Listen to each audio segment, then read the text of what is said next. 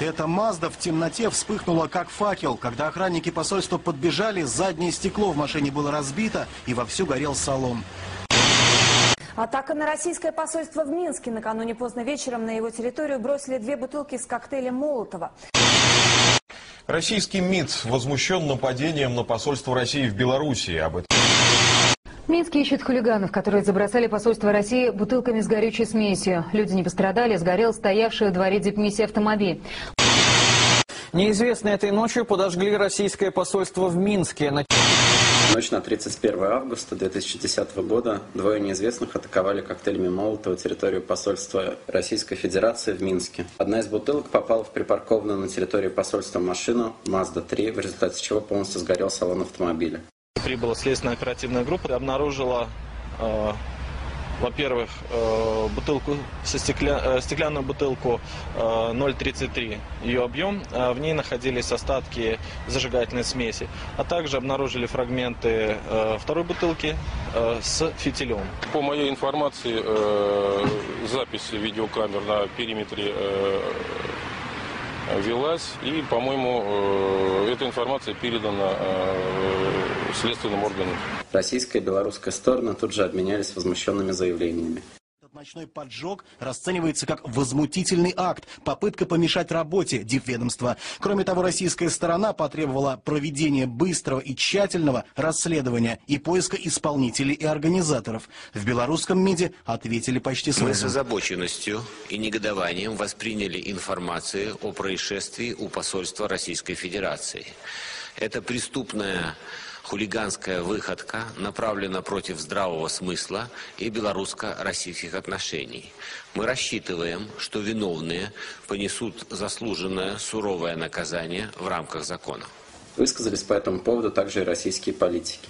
Язык не поворачивается назвать его бытовым, это политическое хулиганство и, безусловно, серьезнейший сигнал в адрес, прежде всего, самих белорусских властей. Им нужно задуматься об этом сигнале, им нужно задуматься о том, какое воздействие на состояние умов и душ в Беларуси оказывают или могут оказывать несбалансированные, резкие высказывания высших белорусских руководителей. Я рассматриваю как акт вандализма, но я не хочу, чтобы это имело последствия. Почему?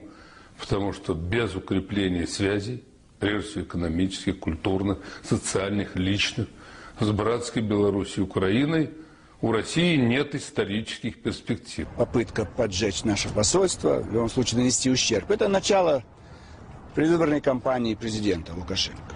Может быть, даже не он сам это запрограммировал. Но из его штаба они решили до упора обострить отношения с Россией. Лукашенко, у которого, кстати, в тот день был день рождения, прокомментировал выпады в свою сторону только 2 сентября, не стесняясь в выражениях. Кому это надо было? Нам это надо было в связи с этой, как вы говорите, чередой пропагандистских фильмов, кампаний и так далее. Но уж никак нам не надо было. Тем более белорусскому президенту. Это во вред. Поэтому спихивать на то, что мы знали, но это подонки-идиоты. Еще раз подчеркиваю.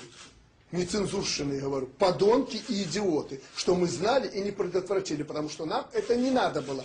Но вот этот обвинительный уклон глашатаев Кремля говорит о том, что на нашем правоохранительном органе надо очень серьезно посмотреть на этот инцидент в том контексте, что вы сказали.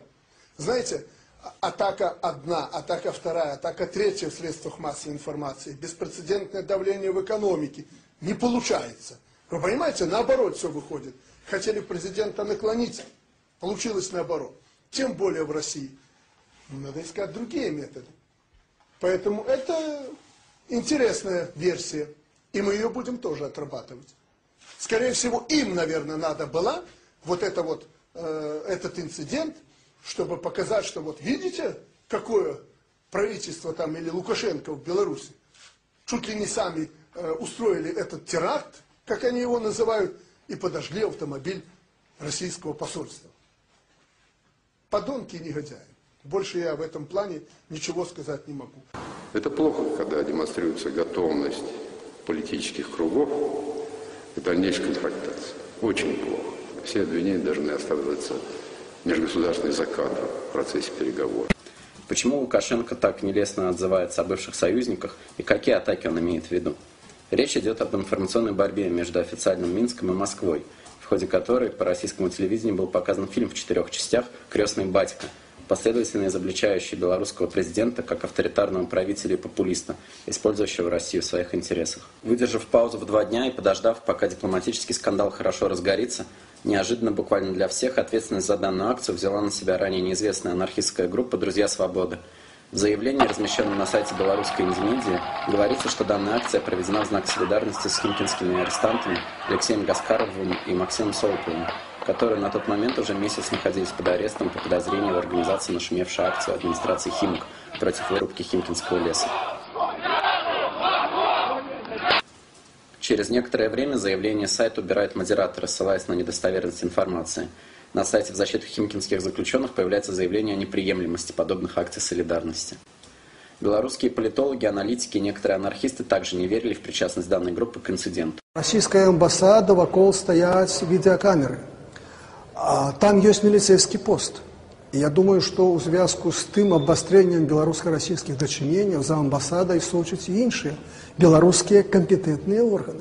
І на гэтым фоне, што з'яўляюцца людзі, якія кідаюць якую бутэльку і збягаюць, і іх не могуць злавіць, ну, прабачце, гэта ўвогуле абсолютно бездапаможнасць беларускіх спецслужб. Это могли быть анархисты, так? Але такой организации, як «Сябры свободы», я просто ніколі нічого не ведаю. С другого боку, это так само может быть провокацией. Это акция политическая, и никакие здесь не будут хулиганы, типа анархистов или каких-нибудь других объединений, поскольку подготовить такую операцию надо иметь смелость, надо иметь конфиденциально, чтобы это все провести. И, как вы поняли, надо уметь вовремя с места происшествия уйти и не быть замеченным. Между тем, 3 сентября одновременно на 5 квартирах проходят обыски. 7 человек задержаны по подозрению в совершении нападения на посольство.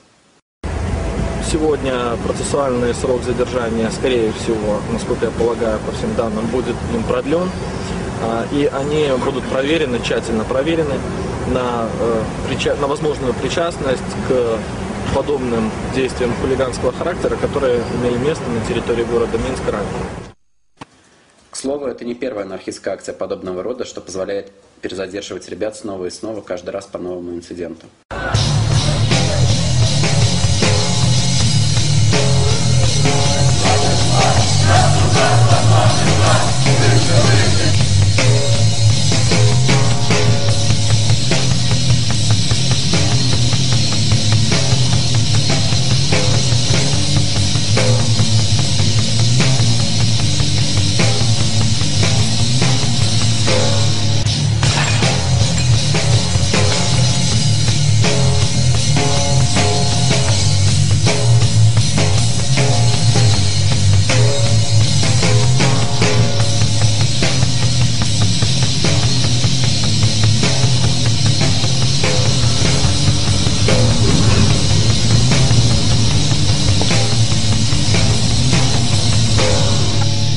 Сентября происходит нападение на изолятор временного содержания, где содержатся задержанные.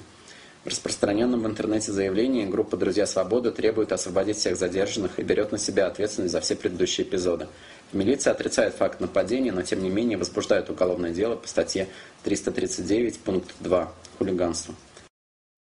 По прошествии 9 суток 5 из 7 задержанных отпускают без предъявления обвинений. Одному из 2 оставшихся под стражей, Александру Францкевичу, 20 сентября предъявляет обвинение в участии в нападении на опорный пункт милиции в Солигорске. При участии дежурного адвоката он признает, что снимал инцидент. Это неизвестность, ночами не спишь, не знаешь, все на нервах. Это ужасно, конечно. С ребятами они готовили еду, раздавали более обездоленным людям. Они ходили в детский дом, покупали подарки, покупали игрушки детям, носили постоянно. Они взяли шефство над одной группой детей-инвалидов. Это просто люди с активной гражданской позицией. Ни в каких таких поджогах, я думаю, никто бы вообще не участвовал. Другого задержанного, Николая Дедка, последовательно перезадерживают 7 раз. Каждый раз по новому эпизоду. С 12 по 15 сентября его задерживают по подозрению в хищении 1,5 миллиона рублей в феврале 2010 года. И несмотря на то, что в тот же день были предоставлены документы, доказывающие, что Николай в тот момент находился в другой стране и не мог совершить данного преступления, он остается в ВВС. Становится очевидно, что органы просто тянут время, чтобы повесить на детка хоть что-то. За время его пребывания на ИВС находится несколько свидетелей, которые под давлением КГБ соглашаются свидетельствовать против Николая. Двое из них впоследствии на очных ставках отказываются от своих показаний, но остаются еще двое, на показаниях которых и строится вся доказательная база обвинения. 1 октября Николаю предъявляют обвинение по статье 339, часть 2, хулиганство, в организации акций против совместных белорусско-российских военных учений. Молодой человек своей вины не признает, отрицает свою причастность ко всем эпизодам. В сложности за сентябрь-октябрь 2010 года прошли обыски в нескольких городах Беларуси, допрошено более 50 человек. 17 человек провели от 3 до 9 дней в ВВС. Становится страшно, потому что в следующий день, завтра могу быть я, послезавтра мой друг, послезавтра мой сосед. Акции солидарности с белорусскими политзаключенными прошли в многих городах Беларуси, России и Европы. Самая громкая и смелая акция прошла в самой Беларуси, когда в Бобруйске было атаковано здание КГБ. По этому делу проходит журналист бобруйского «Курьера» Евгений Василевич.